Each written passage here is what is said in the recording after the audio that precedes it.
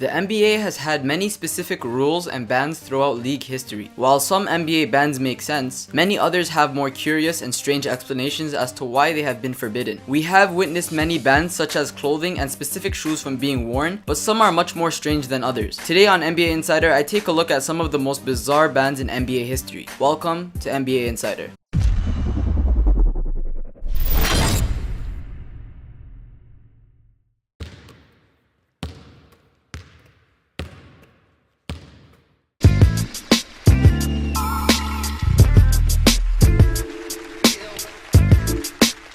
Back in 2004, almost all NBA players would listen to music on their brand new iPods before games or during practice. Back then, it was a cool thing to do and it gave players a chance to plug in their earbuds or headphones and focus on their skill while listening to their song of choice. A good example of this would be Vince Carter. For Vince Carter, pre-game warm-ups seemed like an ideal place to use his iPod. Unfortunately for Vince, the NBA hated music, fun, style, and any combination of those three elements. The league banned Vince Carter and any other players from the use of earbuds or headphones. In regards to Vince Carter and his earbuds, a spokesman for the NBA said, "We informed them that he can no longer do that." That's it. That's all they said. No explanation as to why, just that he can no longer do it. While other sports promote the use of headphones such as Beats, the NBA has completely forbidden headphones of any kind while on the court. This includes during warm-ups, shoot-around, and even as far as in the locker room.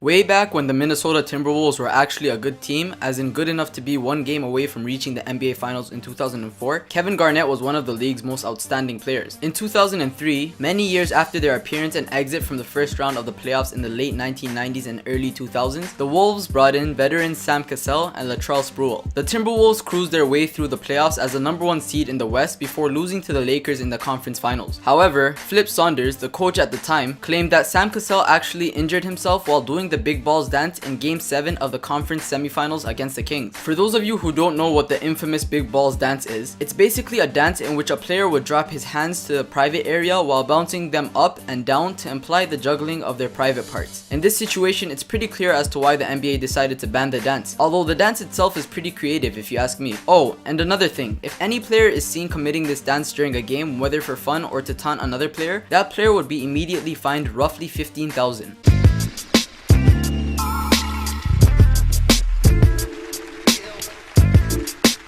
In 2009, long after rapping legend Nelly began the movement, Dwayne Wade started wearing bandages with images on them below his left eye during games. Even though the bandages were supposed to be used for their actual purpose of treating an injury, Wade's bandages became an early statement of independence. Dwayne Wade would arrive and play in games wearing a band-aid with multiple different designs, from the American flag to his Flash nickname and even as personal as his own last name. Wade had them all. It became something even the fans began to appreciate. But that wasn't the case for the NBA. The league decided to ban Wade's stylish bandages because they weren't being worn for healthcare purposes. So much for creativity.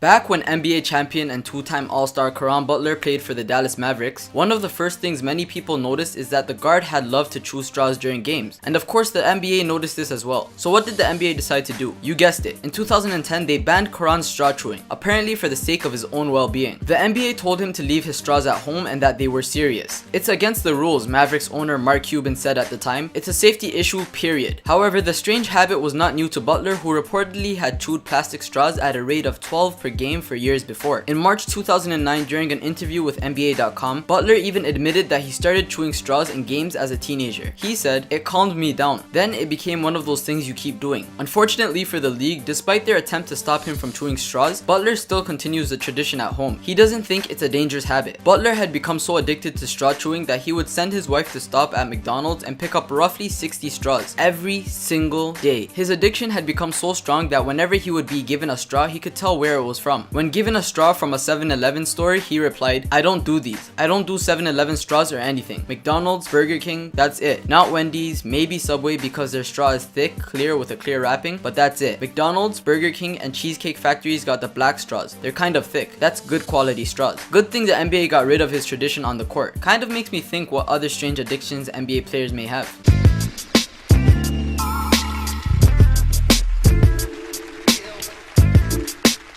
NBA players use headbands for many reasons. Whether it's to keep sweat out of their eyes, holding back their hair, or even for hiding their hairlines, the headband is a popular choice for many players in the league. However, a couple years back, a new trend would begin in the NBA in relation to the use of headbands. In 2010, while playing for the Boston Celtics, point guard Rajon Rondo began wearing his headband with the NBA logo turned upside down. When the NBA said he had to turn it the right side up or face a punishment, Rondo stopped wearing it completely. Following this incident, the NBA announced that uniform rules no longer allowed for players to wear their headbands upside down. A couple of years down the road, Rajon Rondo started wearing the headband on and off. As for this NBA season, after recently joining the Chicago Bulls, it seems like Rondo is back to his headband days. Good thing he is, because apparently he plays better while wearing a headband. While it's cool that Rondo is now back to wearing the headband, it's still strange as to why the NBA bans the upside down headband. If any of you guys know the answer to this, please let me know in the comment section down below.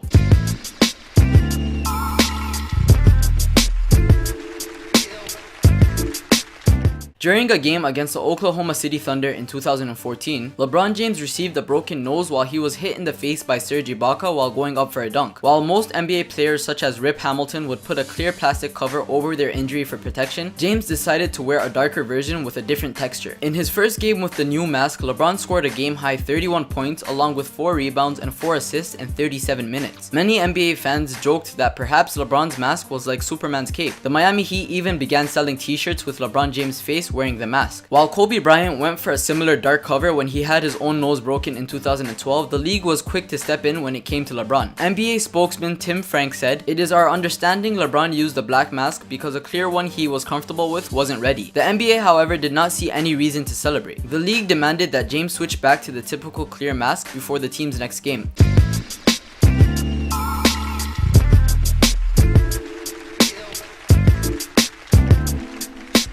In 2013, then New York Knicks guard Iman Shumpert showed his support for the popular company Adidas by getting their logo engraved in his haircut. Although Shumpert enjoyed his haircut, the league did not feel the same way. According to league rules, Item 5 of Section H of the NBA's rulebook says, the only article bearing a commercial logo which can be worn by players is their shoes. The NBA bans players from getting any logos in their hair. Iman Shumpert had an Adidas logo in his hair and was forced by the league to shave it. As this list goes on, you see how the league tries to get involved with players. Following this ban, Iman Shumpert had this to say: "Sorry NBA, didn't realize there were branding issues with the logo. It's not just hair that logos are banned from in the NBA. It's logos on any player's things except their shoes. Players could even get in trouble for having Nike socks or an Adidas sweatband." And that concludes the video. As always, if you enjoyed this video and would like to see more content, make sure to leave a like and subscribe. If I made any mistakes or missed anything that you felt should have been included, let me know. Also, if you have any recommendations for future videos such as interesting stories or topics like this, please feel free to leave them in the comment section down below. As always, thanks for watching NBA Insider.